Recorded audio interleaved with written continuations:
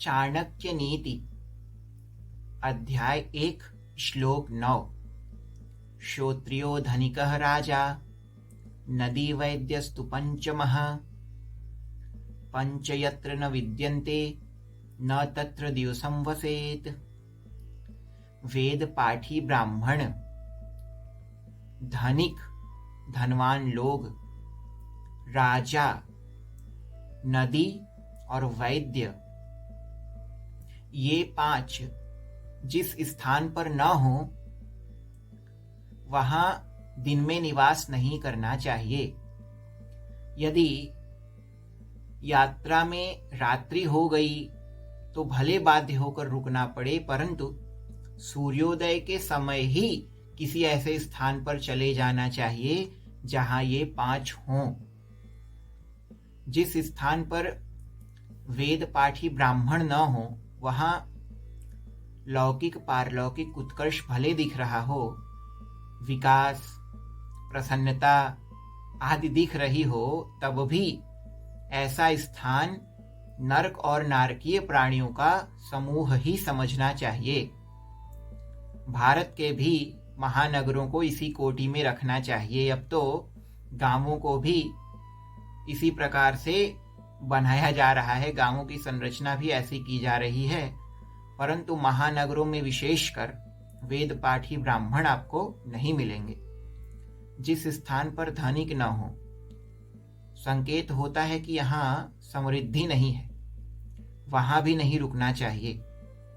जहां पर राजा न हो, जैसे आजकल भारत की स्थिति है, लोग कहते हैं नेता राजा हैं, नेता कहते हैं लोग राजा हैं, लोकतंत्र है, मंत्री हैं, उनके प्रधान भी हैं, प्रधानमंत्री, और प्रधानमंत्री तो राजा होता नहीं, तथाकथित राष्ट्रपति भी हैं, परंतु राजा नहीं है। यह है मौन राज्य। राजा न हो तो राज्य में अराजकता फैल जाती है। जैसे आजकल भारत में भी है ना, तो राजा विहीन राज्य में रहना उचित नहीं है। आज हमें राजा विहीन राज्य में रहना पड़ रहा है। अब हम हिंदू इस पुण्य भूमि को छोड़कर कहाँ जाएंगे भाई? तो इससे अच्छा है कि राजतंत्र की स्थापना ही की जाए, तभी भारत भूमि रहने योग्य बन सकेगी। ऐसा।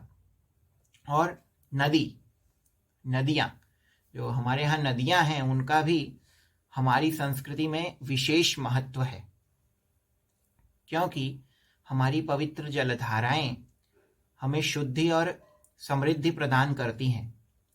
तो ऐसे स्थान पर नहीं रहना चाहिए जहां नदी न हो। तीर्थ भी वही होता है ना जहां सन्निकट जलाशय हो और हरि मंदिर हो। और 5वें वैद्य की बात कही गई। किसी रोग के होने पर वैद्य न हो तो उपचार की समस्या तो हो जाएगी। अतः जहां वैद्य न हो वहां भी न रहने की बात कही गई है। यह बात तब के लिए कही गई है विशेषकर जब हम किसी यात्रा पर जाते हों, तब इन सब का ध्यान रखना होता है। अब आजकल तो साधनों की प्रचुरता से यात्रा सुगमतम हो गई है।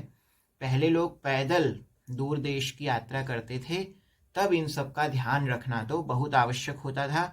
आज के समय भी यदि कहीं रुकना हो तो ये वचन प्रासंगिक हैं, इन सब का ध्यान रखना चाहिए। किनका? तो सार रूप में समझें तो सार यह है कि वेद पाठी ब्राह्मण, धनिक धनवान लोग, राजा, नदी और 5वें वैद्य जिस स्थान पर न हो वहां दिन में निवास नहीं करना चाहिए। यहाँ यह अर्थ है न तत्र दिवसम वसेत की यात्रा करते हुए यदि रात्रि हो जाए तो ठीक है, परंतु दिन में ऐसे स्थान पर नहीं रुकना चाहिए। सूर्यास्त से पूर्व ही किसी ऐसे स्थान पर चले जाना चाहिए जहां वेद पाठी ब्राह्मण, धनवान, राजा, नदी और वैद्य हों। ठीक। जय श्री कृष्ण।